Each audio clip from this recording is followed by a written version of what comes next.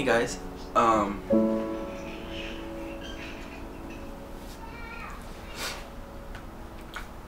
want to talk to you about something that's very important to me.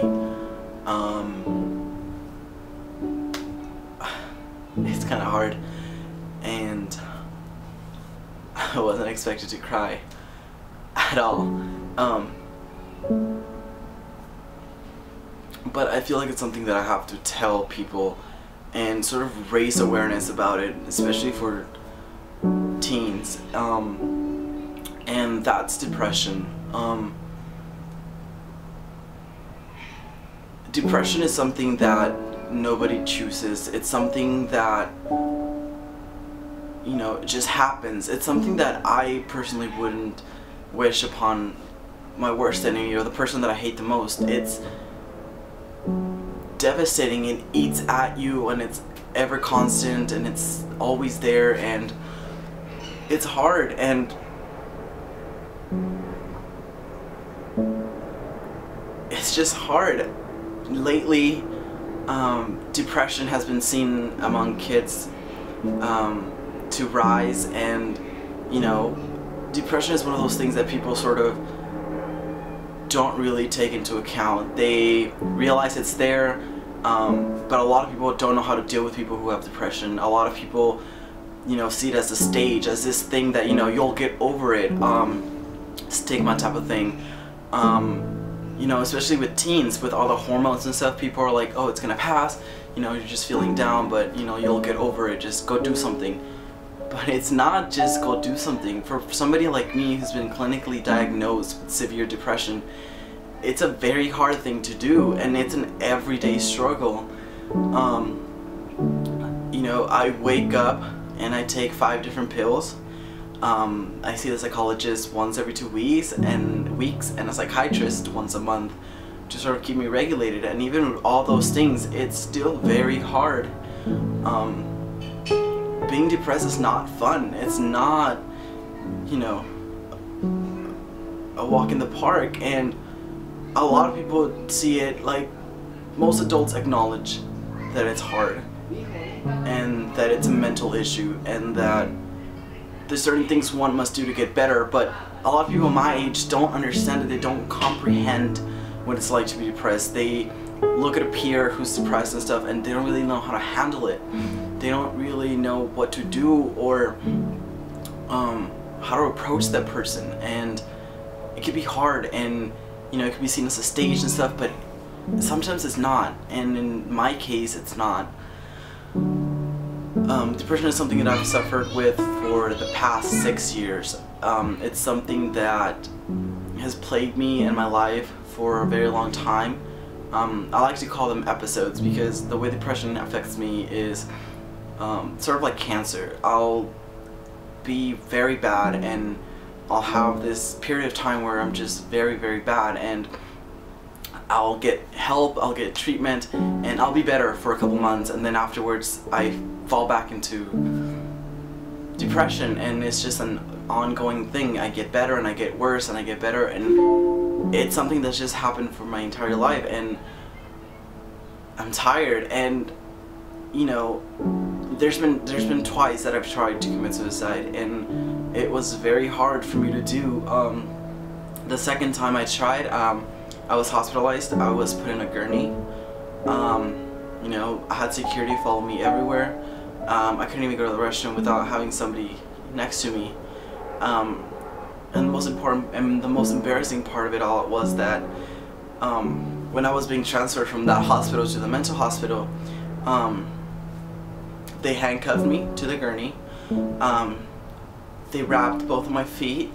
They put a strap over my chest, and I was wheeled out of the hospital, and that was one of the most embarrassing things to ever happen to me. To have people see you in that state is really bad. The reason I'm making this video is to sort of let you guys know, especially people who are out there who are suffering the same thing, that it gets better, and it's hard. And I know when people tell me it gets better, I don't believe them, so I don't expect you to believe me.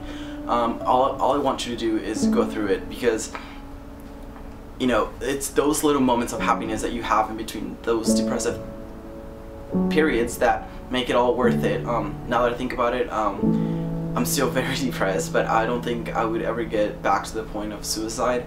But on that note, for anybody who thinks suicide is a cowardly thing to do, you are a bunch of dicks.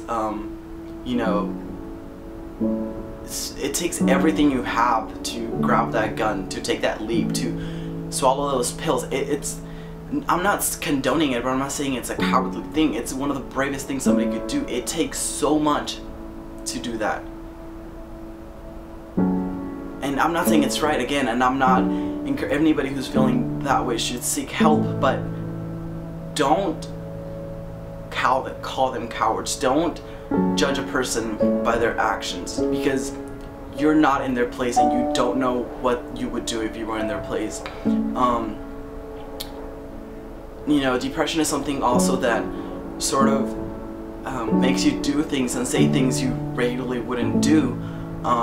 For example, for me, this past summer is one of the times that depression has hit me the hardest. This is when I started my cocktail of 5 pills, and during this time, my relationship with people changed dramatically. The people that I've known in high school my entire life and who've always been there for me, I sort of started to push them away, and they sort of started pulling away, because every time we hung out, I was crying, or I was in the tub, you know, just pouring my heart out, or, you know, just not being a friend. And eventually they all sort of left, and that was such a hard thing for me to go through. Even now when I see them in the hallways and stuff, some of them won't even look at me, and that's one of the hardest things to go through. You know, to that happen. I don't blame them. I don't, you know, hold them accountable for anything. But it still hurts. And one of the reasons that, you know, they might have left, or, you know, I might have pushed away, is because they don't understand. But as a depressed person, for anybody out there, I don't expect you to understand. I don't expect you to know how to handle me when I'm crying, or how to take care of me when I'm not feeling well. All I want you to do is to understand. If you know anybody that's depressed, all you have to do is understand that there's bad times and that there's good times. And, you know, during those bad times, it's not like we want to ruin your party. It's not like we want to be crying in the middle of a movie, or, you know, calling you at 2 in the morning seeking help. We just want you to understand that we sometimes need support, and that's all we need. We don't need you to be our doctor or psychiatrist. We just sometimes just need somebody to be there, and it's scary and it's hard, but it's something that we need. And we just want you to know, you know, that it's a part of who we are. It's not like we chose this. It's not like we have control over what happens, but just understand. One of the things that happens that as a result of my depression, one of the ways that I have tried to come to terms with it, I mean, I've come a long way. One of the most radical things I've done lately is I started to change my name. My current name is Ruben Ibanez, and gradually I went from changing it to Ibanez to Cervantes, and from there I'm now transitioning into changing it completely to Ryan Benjamin Cervantes. And overall, the people who know the story and realize the reason I'm doing it have been supportive. Not all of them, but most have been supportive. Most understand where I'm coming from. But I have been met with a lot of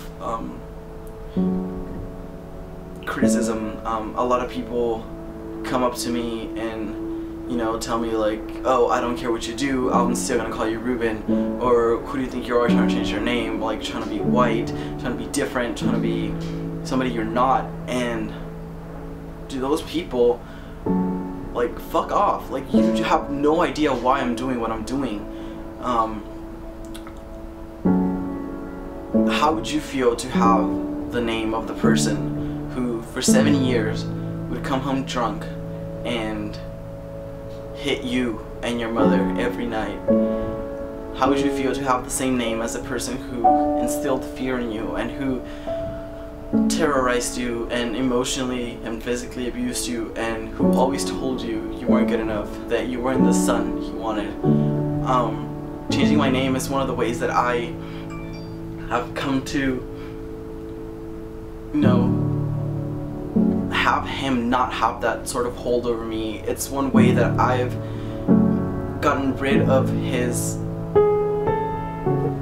grip on me. By not having his name, it's such a, you know, liberating feeling. And I understand people, you know, have known me my entire life by Ruben, so I don't expect him to overnight start calling me Ryan or Ben or whatever it is they want to call me now, as a nickname or whatever. But it's something that I want to do, and it's something that I just want people to understand. You know, if you don't know the facts behind something, don't criticize somebody's decision.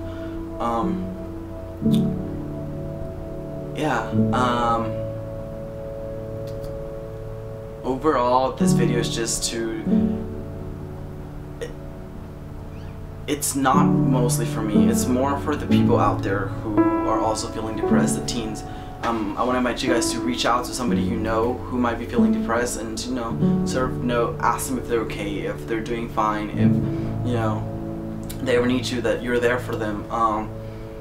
Like I said, teenage depression is something that is hard enough as it is. I mean, growing up to be an adult is extremely hard. All the hormones, all the college applications, all the, you know, college life, high school life, it's all difficult. And by adding depression, severe depression or clinical depression on top of that, it's 10 times harder. Getting out of bed, doing your homework, it's a struggle, and it's fighting every single minute of your day to not break down, to continue to be motivated and do what you want to do. I want to sort of get that stigma out of people that, you know, it's not just a stage, it's not something that, you know, you could quickly get over, or if you just, you know, it's not an overnight thing. It's something that's very hard to go through.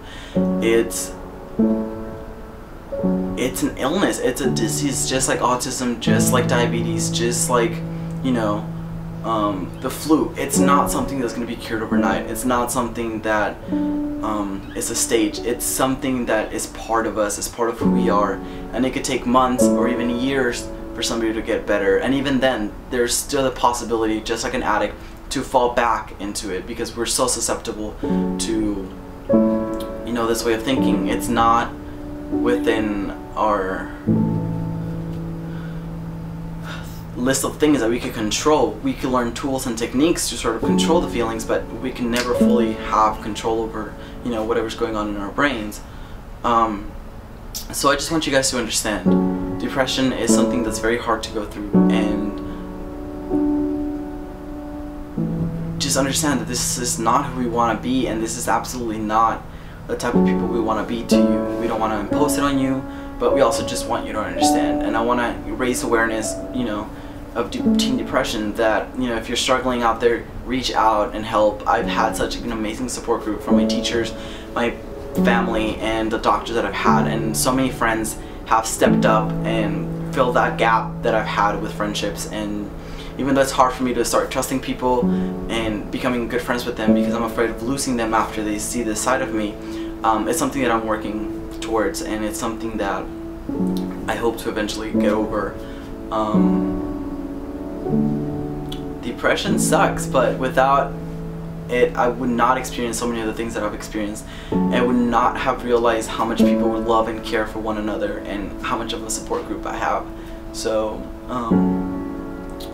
just be yourself, and, you know, love the person you are, and love the people that are in your life. If you feel like you can't handle a certain person or their situation, don't become attached, because it's harder for that person to go through the detachment process than it is for you.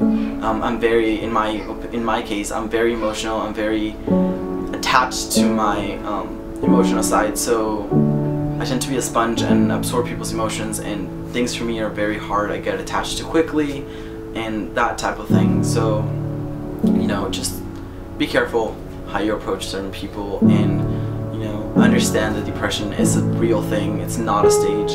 and help out people, and be happy. If you have depression, be happy you have depression, because it's one of the times that you're going to realize how much people care and love for you, and you're going to see all the support that you have, and it's a wonderful eye-opening thing. And if you don't have depression, be happy you don't have it, because it's a very hard thing to go through. But yeah, that's pretty much all I wanted to tell you guys. Just be positive, love people for who they are, and don't judge them for the decisions they make without knowing their story, and just do the things you love and be happy.